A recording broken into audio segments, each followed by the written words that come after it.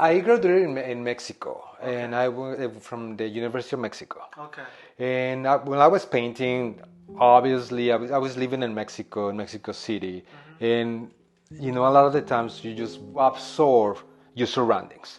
You know, so being Mexican, I start painting a lot of the way big Mexican artists will paint. You know, so for me to find my own identity, I wanted to do something different. In 2014, actually, I took a break from painting because I felt like my style, I was painting what a lot of people were painting.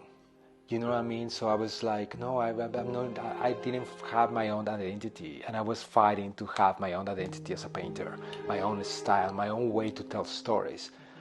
So I was reading, and I came across to the concept of totemism. In a lot of the Americas, a lot of cultures use totems. I was like, you know what?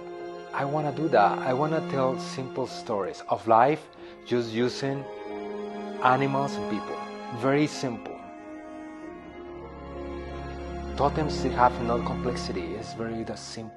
You know, very simple, how they just carve the wood and they use how they elaborate those pieces.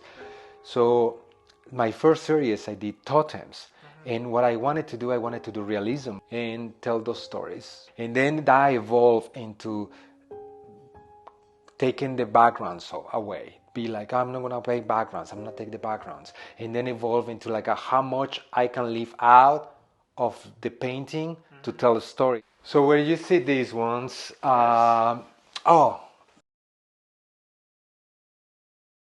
the original is already sold. Okay. So the original belongs to an artist, and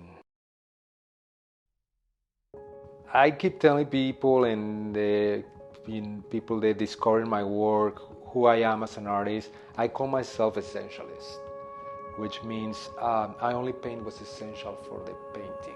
If I don't need backgrounds, any noises in the composition, I don't paint them. That's why I leave the canvas in white, to just paint what's necessary for the story. It's essential for the story. So even in the portraits, a lot of people think, oh, you can do a portraiture, there's always the faces, you know. So I'm like, no, but we can do it the other way around. If you don't need the face to tell the story, why put the face in there?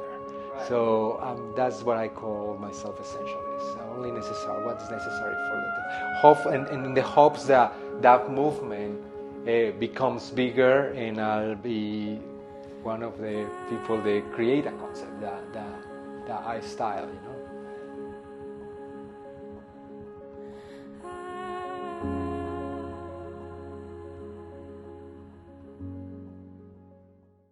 I've been dealing with some health issues. I was diagnosed with leukemia last year.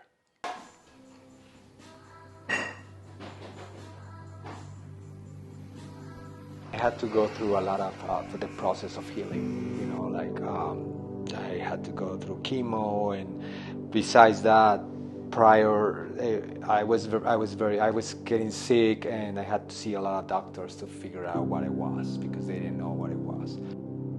Now I'm in the process of healing, in the process of seeing life in a different way. So I've been painting. The last paintings that I have done is like a journey of that. It's like, I call them tales of recovery. You know, so I'm using like the darkness of life and how harsh life is. Life is always gonna give you something that flourishes. There's something that brings you joy and brings you life. You know what I mean? It's like life is danger and beauty, and death and life, and you know what I mean? So I encountered that. So this one is kind of like a self-portrait, but I don't paint myself fully sometimes. You know, like in this one, I don't need a face to represent the story. So I just need the hand to be like, oh, touching a little bit of life. That's what I'm inspired by, that, you know, to tell people that that's what life is you encounter death or danger, but it's also beauty in there, that you can grasp into that beauty and make it your own, and be, you know, standing up strong.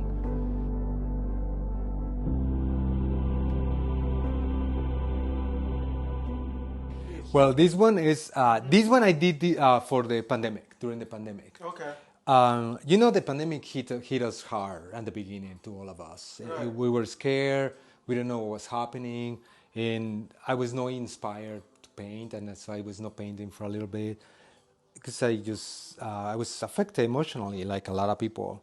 So this painting is like a symbolism of what we became with the pandemic. We enclose ourselves into our own shelf. You know what I mean? So, and that's what I use the tortoise, because tortoise protect themselves within themselves with the shell. Right. So that's what we were doing as humans. We didn't leave the house. We didn't want to go anywhere. We were just inside our own shelves, like becoming our own cocoons.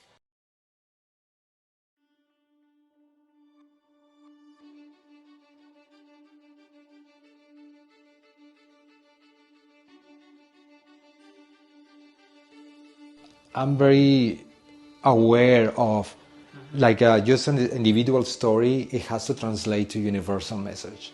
I want people to this is a personal story, but I don't want people to see like sadness or personal story. I want people to see something else. So that's what I like to decompose paintings that people are drawn into, regardless of the message. They can see themselves too. They can see the message themselves and apply to what they're going through life as well. It could be a different story, kind of different metaphor for them, but it's a very universal metaphor.